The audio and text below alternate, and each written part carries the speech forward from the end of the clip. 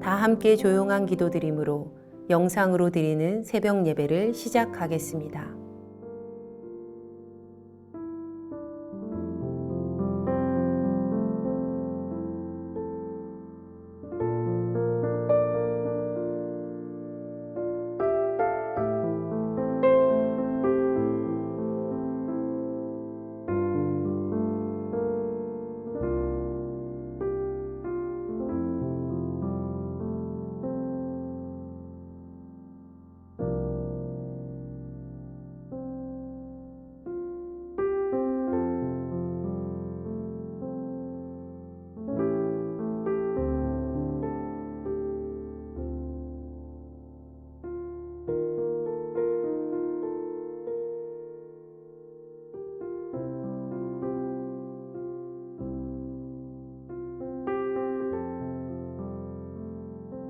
이제 주님 앞에 우리의 죄와 연약함을 고백하며 정결한 마음을 얻기 위해 기도합니다.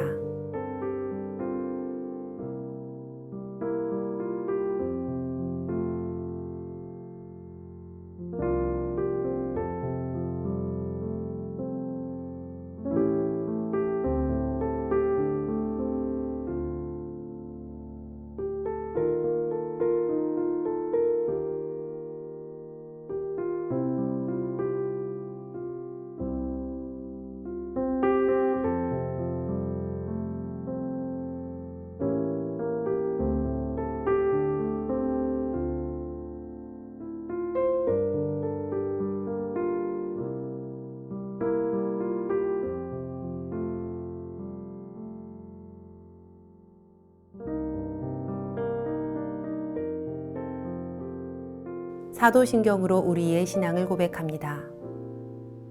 전능하사 천지를 만드신 하나님 아버지를 내가 믿사오며 그 외아들 우리 주 예수 그리스도를 믿사오니 이는 성령으로 잉태하사 동정녀 마리아에게 나시고 본디오 빌라도에게 고난을 받으사 십자가에 못 박혀 죽으시고 장사한 지 사흘 만에 죽은 자 가운데서 다시 살아나시며 하늘에 오르사 전능하신 하나님 우편에 앉아 계시다가 저리로서 산 자와 죽은 자를 심판하러 오시리라. 성령을 믿사오며 거룩한 공회와 성도가 서로 교통하는 것과 죄를 사하여 주시는 것과 몸이 다시 사는 것과 영원히 사는 것을 믿사옵나이다. 아멘.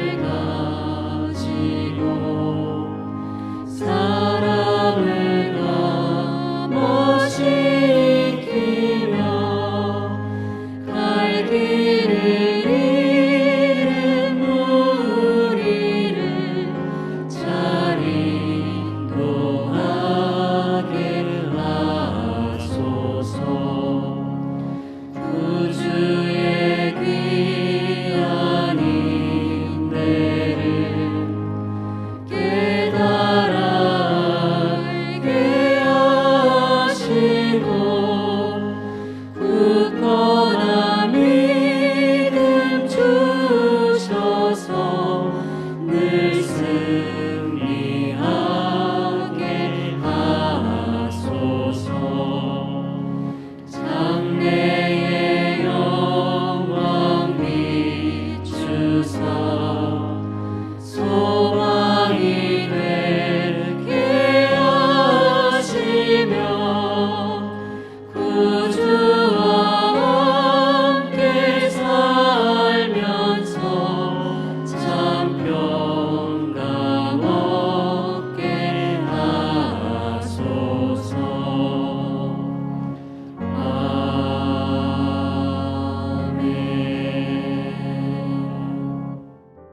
우리 교회 중보 기도의 제목을 보며 기도하겠습니다.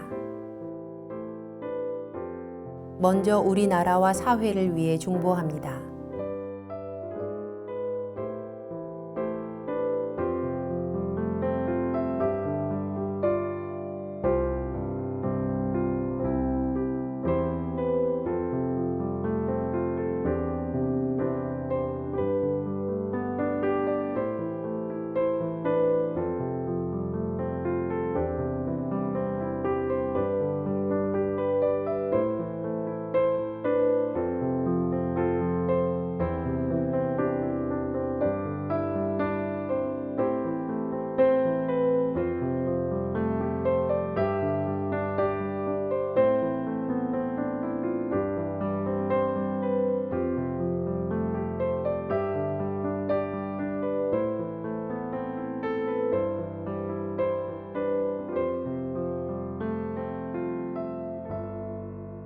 우리 교회와 진행 중인 리모델링을 위해 중보합니다.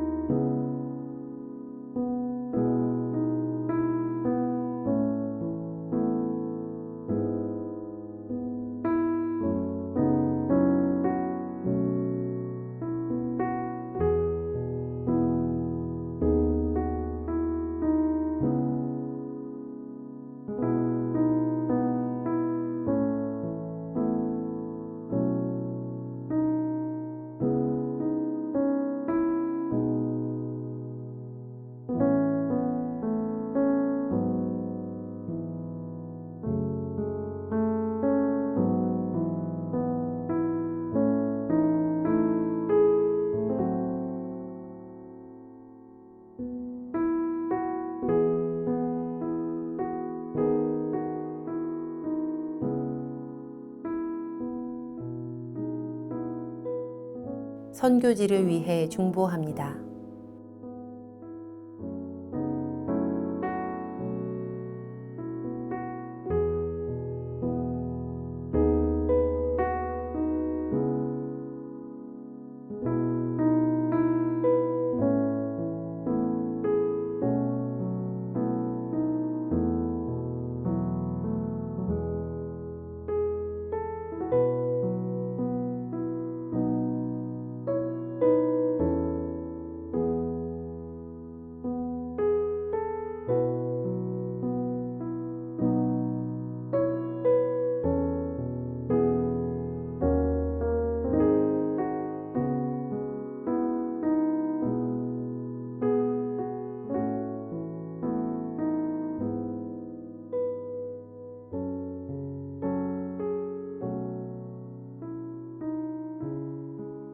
공동 기도문을 보며 한 목소리로 마무리 기도하겠습니다. 우리의 기도를 들으시는 하나님, 이 새벽 하루의 첫 시간을 주님께 드리게 하시니 감사합니다. 우리가 겸손히 마음을 모아 중보하오니 하나님의 선하심과 인자하심을 따라 가장 선한 것으로 응답하여 주시옵소서. 모든 중보의 제목이 하나님의 계획하심을 따라 간증의 열매로 맺힐 것을 믿습니다.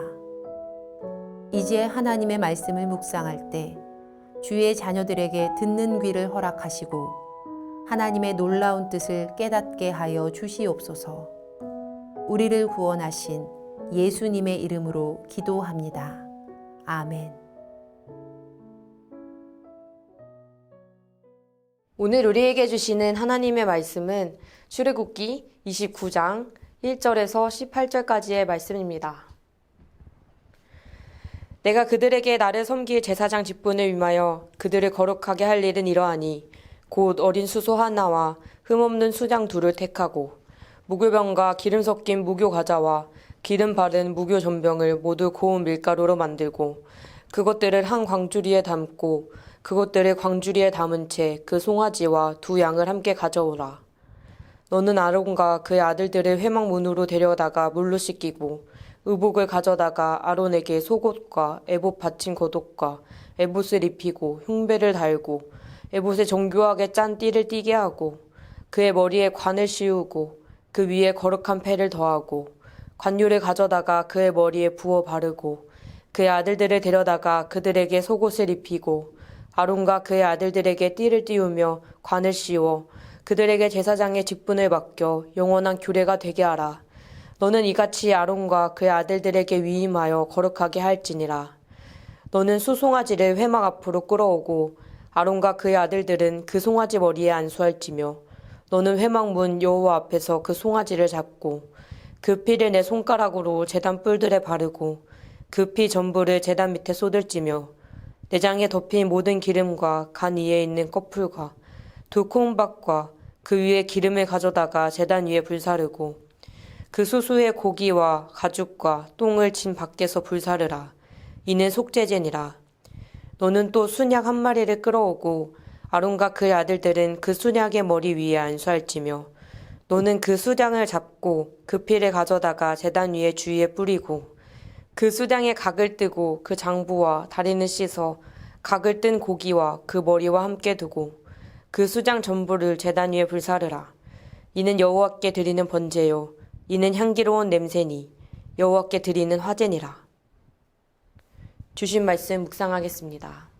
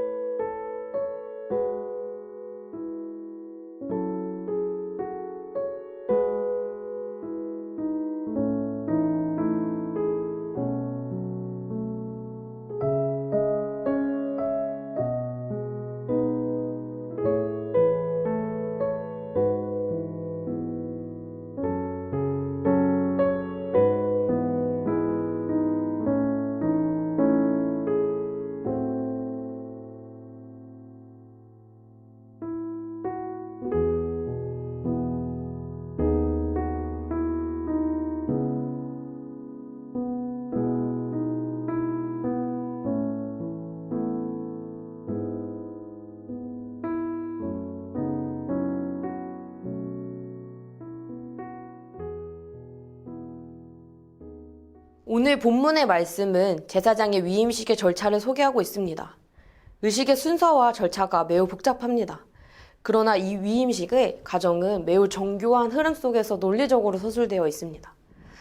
제사장의 관복 제작과 착용 방법에 대한 지침이 내려진 후에 제사장의 위임식 절차가 설명이 됩니다. 제사장의 옷, 그리고 준비된 제물들의 거룩한 절차는 위임식이 매우 세부적이고 장엄하게 진행된다는 것을 느끼게 합니다. 여기서 나를 섬길 제사장 직분을 위임하다라는 문자적인 의미는 나를 섬길 제사장이 되도록 거룩하게 위임한다라는 뜻으로 이해할 수 있습니다. 이 위임식을 위해서 필요한 제물을 준비해야 합니다. 흠 없는 수소 한 마리와 두 마리의 숫양이 그것입니다. 소는 속죄제로 드리고 숫양 두 마리 중 한 마리는 번제로, 다른 숫양은 위임식 숫양으로 바쳐집니다. 여기서 눈여겨볼 것은 짐승이 모두 수컷이라는 점입니다. 고대에는 어느 사회든 시장에 가면 암컷이 수컷보다 훨씬 더 비쌌습니다. 암컷이 새끼를 낳고 우유를 공급하고 고기도 맛이 좋았다고 합니다. 그런데도 제사를 드릴 때 수컷을 선호한 것은 수컷이 더 힘이 세고 대장 노릇을 하는 수컷을 더욱 우월하게 여겼기 때문일 것이라는 의견이 많이 있습니다.